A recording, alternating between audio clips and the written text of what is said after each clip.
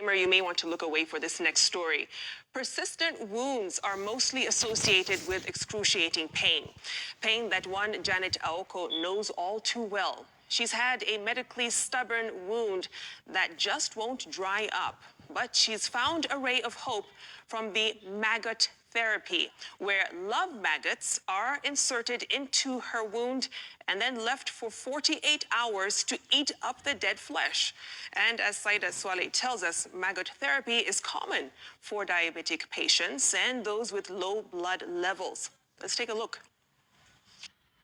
Kwa majina naitwa Janet Okea, niko na 31 years. Hii ugonjwa ilianza after nikiza mtoto wa kwanza. Mguu ilianza kifura, then nikikanyaga chini asubuhi kuna ile pain. Ikakaa for a while for like 2 years, then nikaanza kushika vidonda kwa toes. Sasa hii toe ikiwacha inakuja ingine. Then all of a sudden nikakuwa black all of it from kwa knees ikaenda chini ikakuwa black. Ni kama ile, then nikaanza kupeel vile nyoka upeel ile skin ikaanza kupeel. Every time her foot touches the ground, shockwaves are sent down her spine. This from the pain she has to constantly endure from her aching leg. This wound has literally put Janet's life on hold as she nurses it day in, day out. Kwa sasa naishi na sister yangu, yeye ndiye amekuwa akinisaidia. Ana hustle, anakuja akinisaidia juu nina watoto lazima waende shule. Sasa yeye anafanya kila kitu, na prepare. Yeye pia mwenyewe ana mtoto. She hasn't lost hope. Doctors have advised her to try the maggot therapy that will catalyze the rate of healing for her wound, a method known as debriding. Today, she is here to give it a try. We want to remove the dirty dressing. The wound is first cleaned here at the Kenyatta National Hospital and the live maggots then plastered.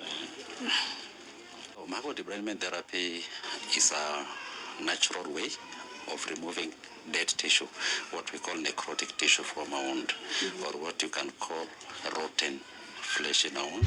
The maggots here act like mini surgeons, accessing places the surgeons would have trouble reaching in order to penetrate the wound and eat up all the dead skin. All Janet wants is the pain to stop now. The bulk of our patients are those ones with diabetic foot ulcer. Maggot therapy, we have learned to use it for patients whom we see, like some patients who are anemic, because sometimes when your blood is not enough, you will not be able to go to theater for such a procedure. But with maggots, there's minimal bleeding, so it's a better option. The maggots are transported from the Kenya Agricultural and Livestock Organization, where they are bred for medicinal purposes, among many other researches conducted there. It is arguably believed that the technology began after the First World War, before advancement in medicine, and the results very satisfying. For many, the maggot therapy is painless. Na hope tu zikitolewa, kidonda itabaki safi, niweze kusaidika hapo, ndo daktari ajue way forward kama watafanya hiyo grafting ama yani wajue ni nini wanatibu, wajue nini kitu wanatibu. At least hapo hata mimi nione kama kuna some improvement, kuna changes. Just turn, you sit up. The wound is then neatly bandaged, and Janet is allowed to go home and expected back after 48 hours. Doctors say that between now and the 48 hours, she's expected to feel some slight irritation around the wound. This, they say, is a clear indication that the maggot's job is done.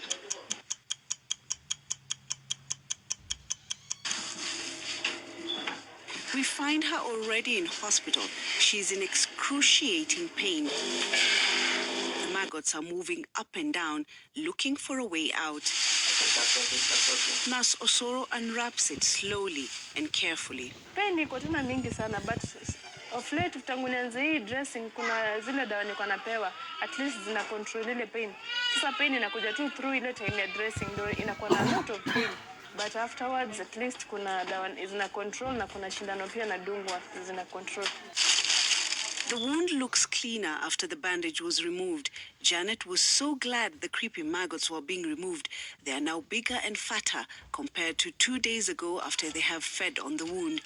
They have to be carefully handled and disposed in order not to grow into the next cycle of life to become flies. I can say the rate of success is more than 90%. I don't want to say 100%, it's more than 90%. Because many patients who are scheduled for amputation, we have been able to save their legs.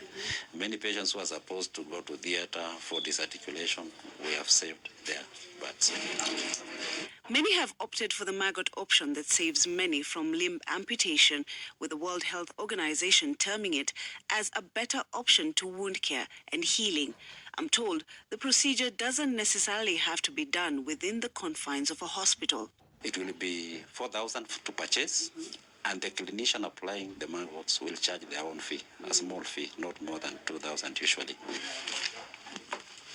For now, though, Janet can only hope for positive results. Saida Swale, Citizen TV, Nairobi.